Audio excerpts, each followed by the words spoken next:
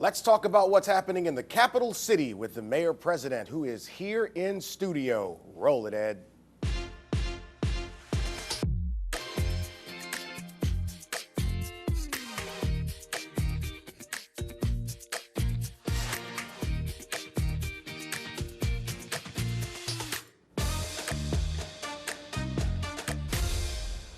Welcome back to Studio A in the WBRZ broadcast facility. Good to have you back. 2022 is here, but it feels like 21 never really ended, right? Let's talk a little bit about what's happening in the capital city with the mayor president, the Honorable Sharon Weston Broome, who's back on the show. MP, how are you? I'm doing good. It's been since last year. That's since exactly I've been right. on. You were guest number one, Yeah. and it's good to have you back in here. Happy New Year. Happy New Year. So here we are in this brand new year. You gave your State of the City a little more than a week ago, talking about where EBR and the city of Baton Rouge is headed. I want to ask an overall question about that. What's the health of where we are, and then we'll get into some of the specific areas. Well, my belief as the mayor president is that in some areas we're very healthy. In other areas, we're not as healthy. Right. And certainly my goal when I talk about the other areas is that we need to be a safe, hopeful, and healthy community in every area. I don't have to tell you there are some areas that we are challenged with. Public safety is one of those areas. But on the other hand of the spectrum, economic development, we're healthy in. So we have to keep working, just like, and I love this analogy when you use it as healthy. In fact, we're looking at public safety through a lens of health.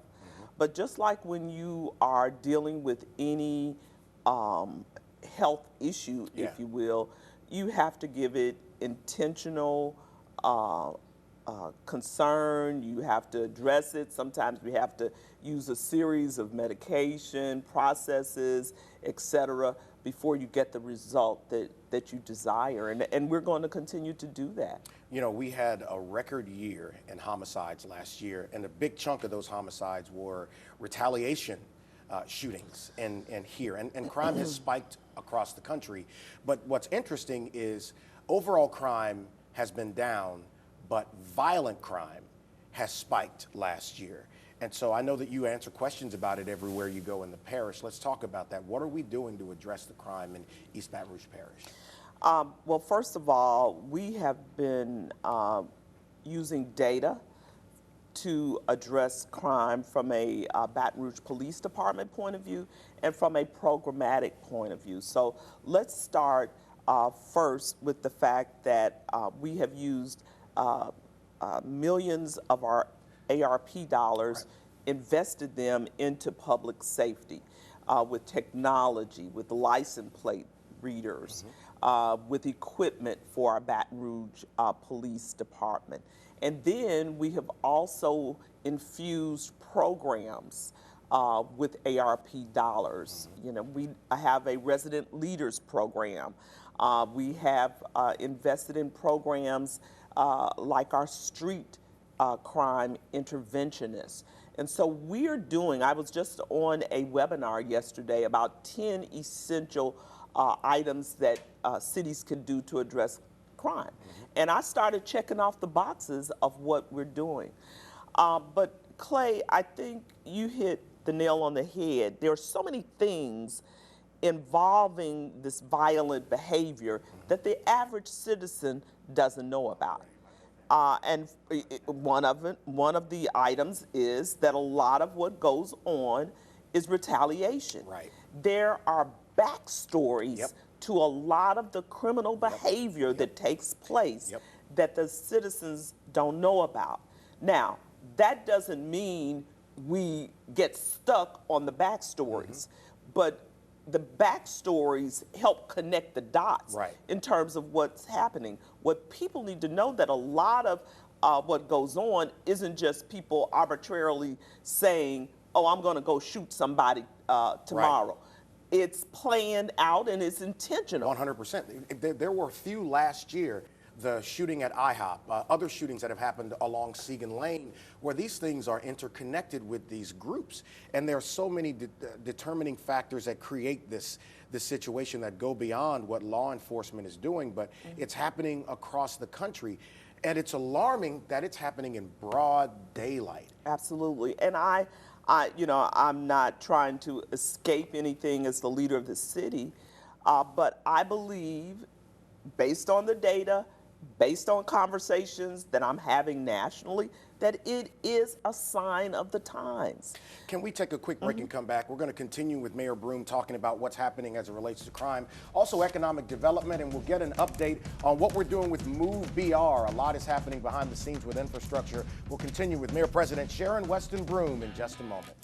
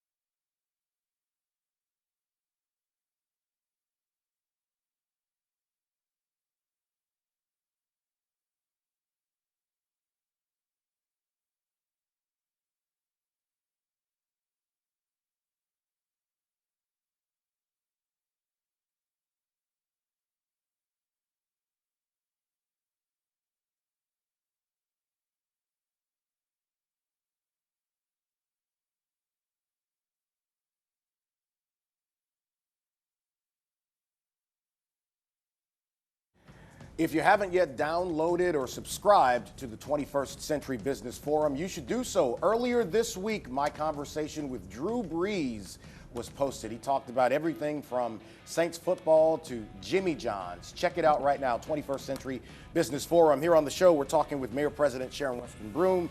We went to break talking about crime, and it is the top topic across the country and specifically here.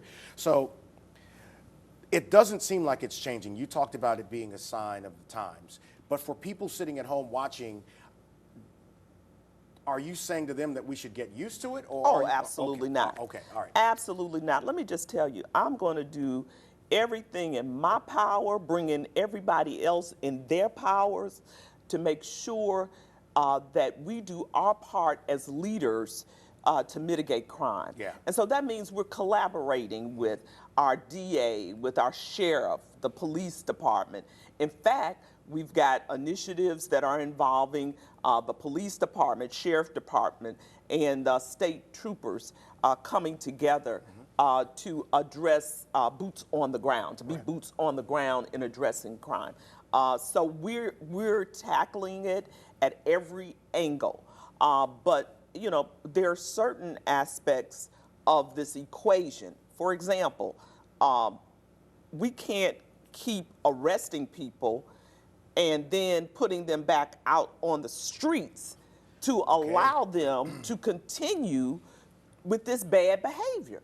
I mean, just look at some of the recent incidents that have happened, factual information Yeah. that is available. Right. Some of these same people who are committing these heinous crimes are repeat offenders. Over and over and over Over again. and over. Some have been released on bond Yeah. and are waiting for trial for another situation or incident, and then they commit something else. Right. We see the elevated, the increase in domestic violence.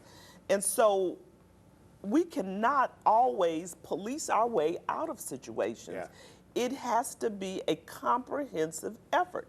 So that means it has to be law enforcement, it has to be our judicial system, and all who are involved in that equation. Well, let's unpack that, because that's an important point. About 3 weeks ago, Chief Paul was here, and he talked about how his police department is arresting people, and they're arresting some of the same guys over and over. He says, you know, some of his officers say, Chief, it's the same guys. We keep arresting them over and over and over again.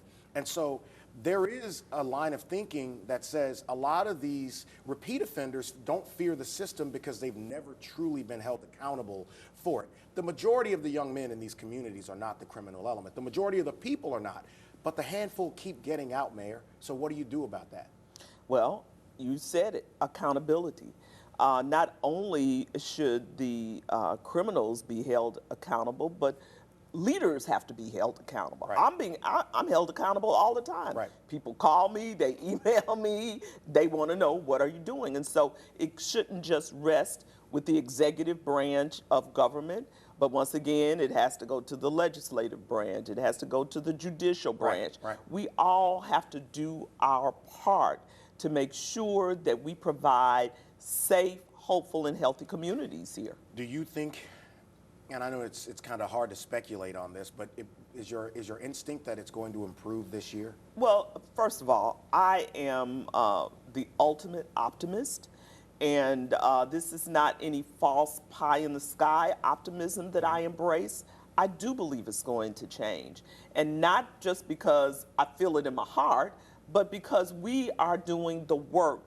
And secondly, it has been stated factually that a lot of the crime is a result of this pandemic.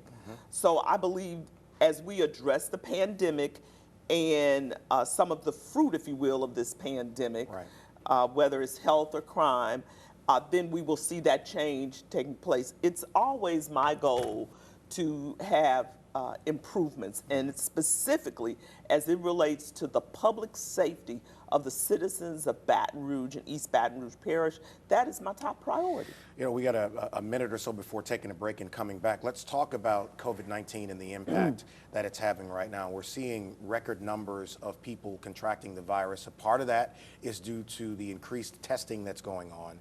But where are we with that right now? Well, of course, we get our numbers on a weekly basis, and as I understand it now, we have about 50% of our people who have been vaccinated. My encouragement is always listen to the science and to the medical community. That is what I do. My team is on a call every week with the medical community here in Baton Rouge. And when I talk about the medical community here in Baton Rouge, I mean all of our hospitals. Could you hold your thought? We'll come back and got to take a quick break. We'll come back and continue with the mayor. Stay right where you are.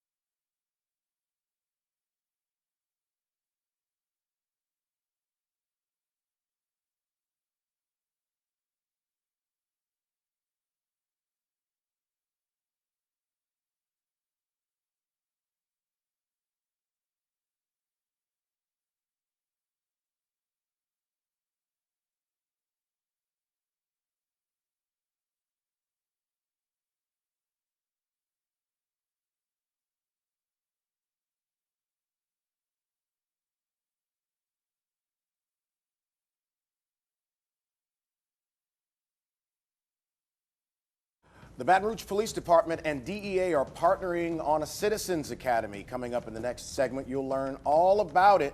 But we're continuing our conversation right now with Mayor President Sharon Weston Broome. You were talking about the impact of COVID, and during the break, I was asking about the machinations behind the scenes about what we're going to do with masks. You have called for an indoor mask mandate for city parish buildings. Is it on the horizon now that you're going to ask for that indoor across the parish?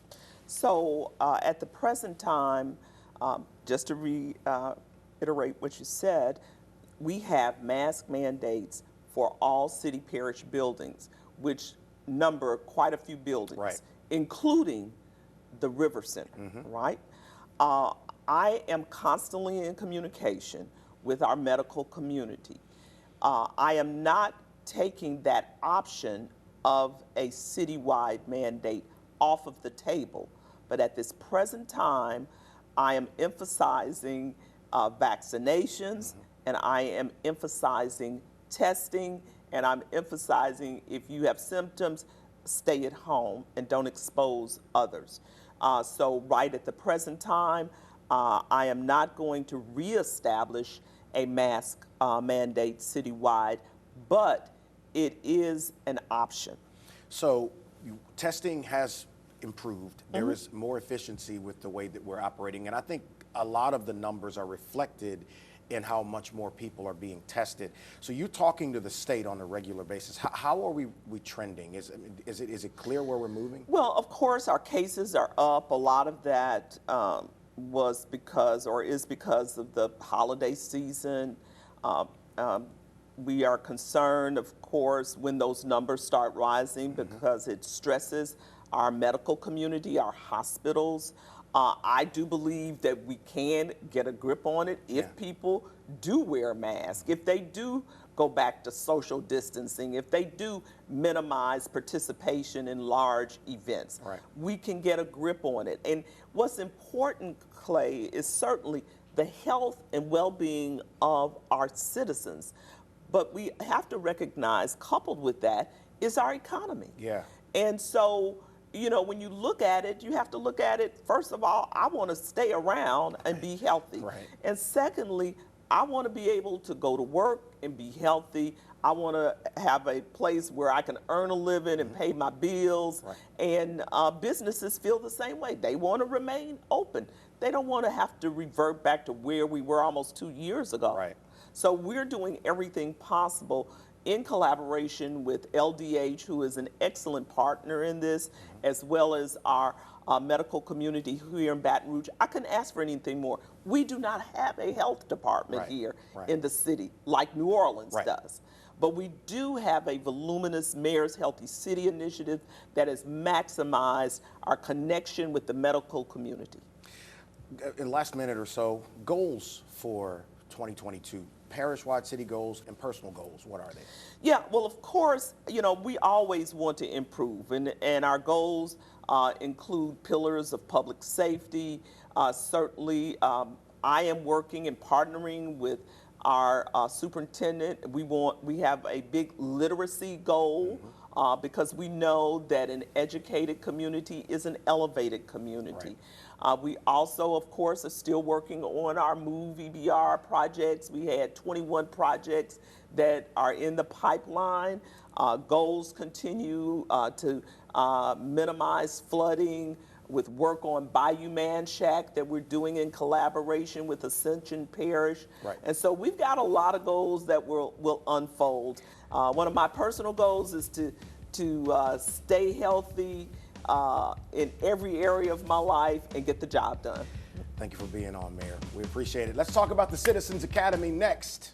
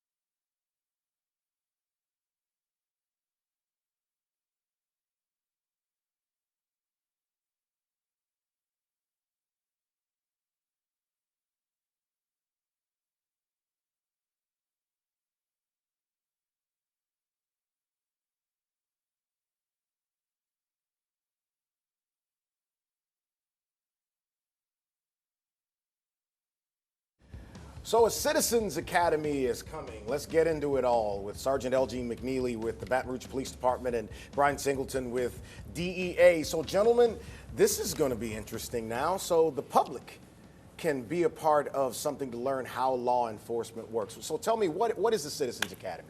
Well, we're excited, first of all, to be having the Academy to bring citizens in so they can see what we're doing. So the idea is to bring citizens in and they can see behind the curtain, behind the veil, what the Baton Rouge Police Department and the DEA, what we do every day, all day, in an effort to protect the citizens of Baton Rouge. So like I said, again, we're very excited. DEA, they have some information they want to share with the community. Brian? Sure. So Clay, thanks for having us. You got it. But this Citizens Academy, what our goal is to leverage and foster relationships with the community, right? And we want them to understand and support our enforcement efforts as well as our community outreach efforts. Yeah. And so that's what we're trying to do, build those relationships, foster those relationships so they can understand what we do, how we do it, and why we do it. So a couple questions, this one first. What is the biggest myth, or what are the biggest myths that you hope to bust when people come in and sit with you and get a peek behind the scenes in law enforcement? Well, I would say, you know, from what they see on TV, they feel that we can solve crime within a 30-minute time frame. show. Yes, a TV shows. That's what Mel says. Yeah, yes, you know. So TV gives, and social media give the community a false sense of how we conduct business. Yeah. So the idea is to be able to share that and open their eyes and give them ideas that they can take back to the community as to what really happens, what goes into fighting crime, and the things that they can do to assist us in fighting crime and hardening their community. And Clay, regarding the DEA, I want the community to kind of realize what we do. Our job is to disrupt and dismantle drug trafficking organizations. So when I say drug trafficking organization, we going after those command and control elements that control the drugs coming and proliferating in our communities. Yeah. The other thing we want to really excited about teaching the community is about our diversion program. Our diversion program is a part of our pharmaceuticals, okay? Our segment regarding pharmaceuticals, and that DEA helps regulate the pharmaceutical industry. So those participants will be able to understand how one pill, as a consumer, how it comes from the manufacturer to them as a consumer, what happens, and how we are working extremely hard to stop this one pill can kill, or we're trying to initiate this one pill can kill initiative we have, because a lot of times we're noticing that a lot of counterfeit pills are entering our community and could be lethal doses of those pills, you know, that people are getting. How can people sign up for the Citizens Academy? Because we were talking before, and Yes, it's been popular. yes. People are signing up. How can they do so? Well, they can get the application on our BRPD website. They can go there. The application is also at our police headquarters in the lobby. So they can send it electronically, or they can pick up a hard copy, fill it out, give it to the ladies in the lobby area, and they will make sure that we get it. We're going to process the applications. We have some slots that may still be available, so we encourage people to put in, but I can tell you, people are excited. We're excited. It's a go. It's a go. So we asked about the biggest myth that you want to bust. And Brian, you kind of alluded to something you want people to learn, but I'll drill down on that further. One or two things that you want everyone to leave with when the academy is over. The one thing you want them to learn and go, wow, I didn't know that. What would that be? I would say regarding our pharmaceuticals, that's a big thing because a lot of people don't know. You're so used to going to the pharmacy and getting those pharmacies. I mean, getting your prescription, right? Well, I really want them to understand what happens, you know, how those pills circle through our closed system and how hard we work to make sure those pills don't, those pills that are meant for illicit purposes turn into illicit purposes. Right. So, you know, Gino, do you think at the end of this that there could be people who go through the academy and say, maybe I want to fill out an application? Yes, we're looking at it as a recruiting tool. We have some young guys and girls that are going to attend, but we also have older individuals that are attending, and they can take the message back to their loved ones. They may know of somebody who have an interest in law enforcement and serving their community. So the idea is just to get the word out, get the message out. We're here for you, and we're going to do everything we can to make sure you have the resources available to take action. Will y'all come back in about a month and give us an update on how it's going? Oh yeah, Absolutely. most definitely. Hey, we're looking for you to be there. You know? Yeah, exactly. You threw that at me. You didn't tell me that before. Right. You know, I think I might come through there to be a part of that to see how it's going. Look, we're getting ready to get out of here. I just want to take a moment to thank these men for what they're doing, not just in law enforcement and in our community. Next week, Ted James is going to be with us on the show to talk about his big transition into this regional thing with the SBA. And by the way, Gordy Rush, how about them Rams? I hadn't heard from you, man. All Saints fans are mad at me, but anyway, we'll see you next week. Y'all have a great weekend. Thank you.